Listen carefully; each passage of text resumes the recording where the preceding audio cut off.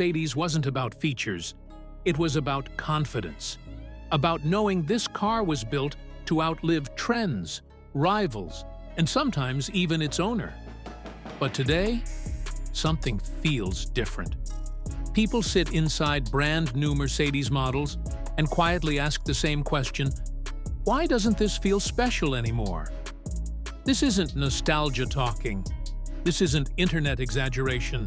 This is a real shift that loyal owners, engineers, and enthusiasts can all feel. So what happened to Mercedes-Benz?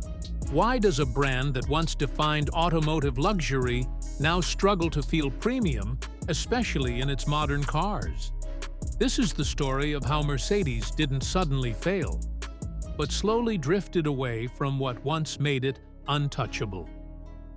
Mercedes once meant engineering without compromise. There was a time when Mercedes-Benz engineers were given one instruction: build the best car possible. Cost was secondary. This philosophy peaked in legendary models like the WW123 and the W140 S-Class cars, so over-engineered that they became symbols of durability across the world. Taxis in harsh climates ran for 1,000,000 kilometers. The panels were thick.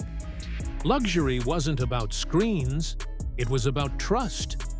You trusted a Mercedes to start every morning. You trusted it at high speeds.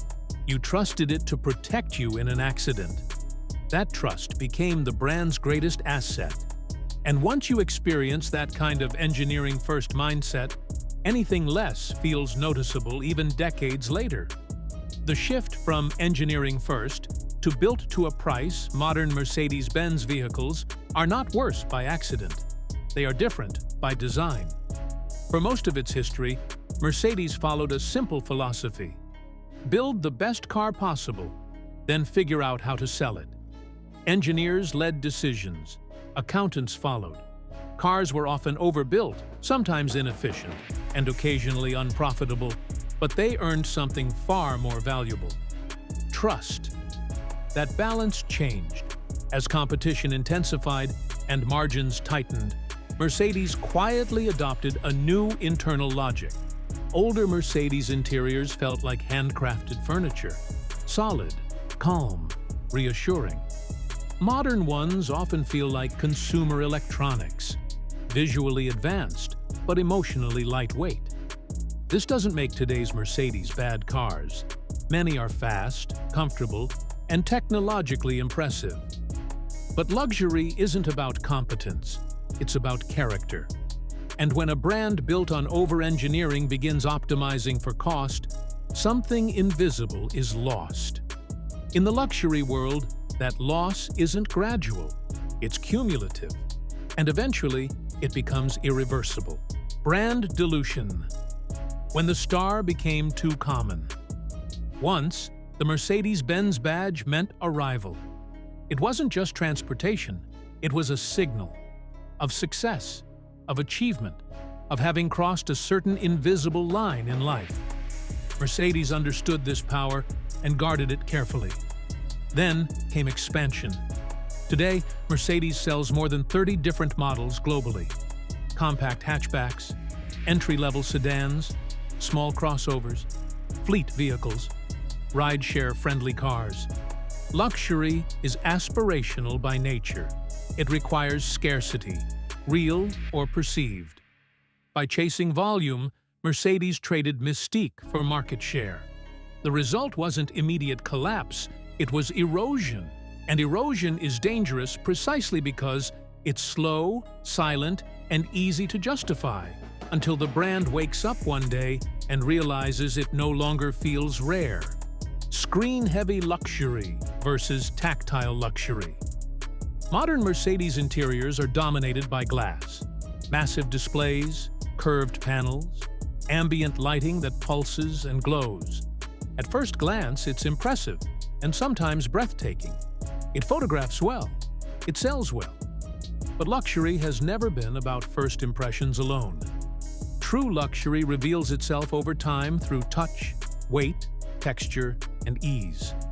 Older Mercedes cabins understood this instinctively. When that happens, the illusion breaks. The car stops feeling like a sanctuary and starts feeling like a device. Luxury used to be effortless. Now it sometimes feels instructional. When technology becomes the centerpiece instead of craftsmanship, the vehicle begins aging the moment software updates slow down. And in a luxury segment built on longevity, that's a dangerous trade. Reliability and electronics, the hidden premium killer. Luxury buyers don't just pay for comfort, they pay for peace of mind. Modern Mercedes vehicles are technological marvels with dense networks of sensors, cameras, control modules, and software layers. When everything works, the experience is seamless and impressive. When it doesn't, ownership becomes stressful. Electrical warnings, sensor failures, software bugs, random alerts that disappear as mysteriously as they appear. These issues don't just inconvenience owners, they undermine confidence. A premium car should feel dependable, not fragile. Reliability problems don't trend on social media like design scandals. They travel by word of mouth, and that makes them lethal. The vegan leather debate Mercedes' move toward artificial leather materials like MB-Tex and Artico aligns with modern sustainability goals. On paper, it's logical, environmentally conscious, durable, easier to maintain. But luxury isn't evaluated on paper, it's felt. Mercedes, in some segments, hasn't gone far enough. The result is subtle disappointment. And in luxury, subtle disappointment accumulates. Customers may not articulate it clearly. They just know something feels off. And once that emotional disconnect forms, the badge alone can't fix it. Rising prices, falling justification. Perhaps the most dangerous contradiction Mercedes faces today is simple. Prices are rising. Perceived quality is not. Modern Mercedes models now compete directly with Tesla, BMW, Audi, Lucid, and even high-end Chinese EVs on price. Expectations rise accordingly. Buyers scrutinize everything: materials, software, reliability, and emotional payoff. Mercedes once charged more because it delivered more. Today, some buyers struggle to understand what exactly they're paying extra for. And when justification disappears, so does patience. Why high-end Mercedes still feels special. It's important to be honest. Mercedes has not forgotten how to build truly exceptional cars. The S-Class remains a benchmark. Maybach models still feel indulgent.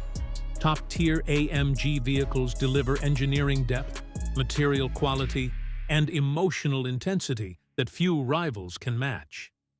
These cars remind us of what Mercedes can be. Luxury brands are judged not by their best products, but by their most common ones. The real cost of losing the Mercedes feeling.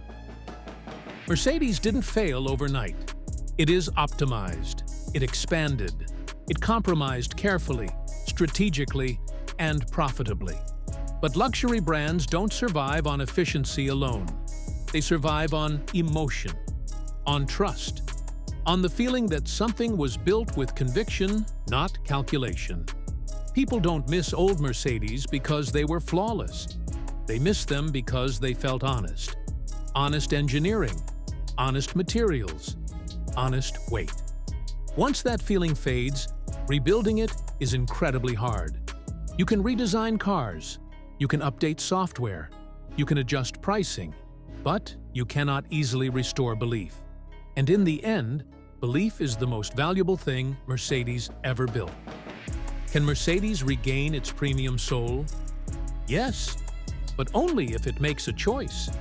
Mercedes-Benz still has the talent, the history, and the engineering depth to reclaim what made it special. The problem is not its ability, but its direction.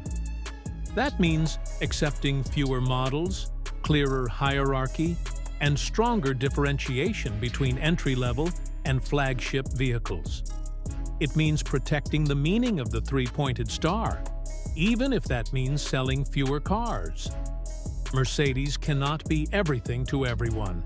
If you've ever sat inside a modern Mercedes and felt a subtle disconnect, if you've thought, "This doesn't feel like it used to," you're not nostalgic. You're perceptive. And if you care about the future of true automotive luxury, this conversation matters. Brands don't change because of nostalgia. They change because customers speak clearly, consistently, and critically. So share this story, start the discussion, hold icons accountable. Because the question is no longer whether Mercedes changed. The real question is whether it has the courage to change back.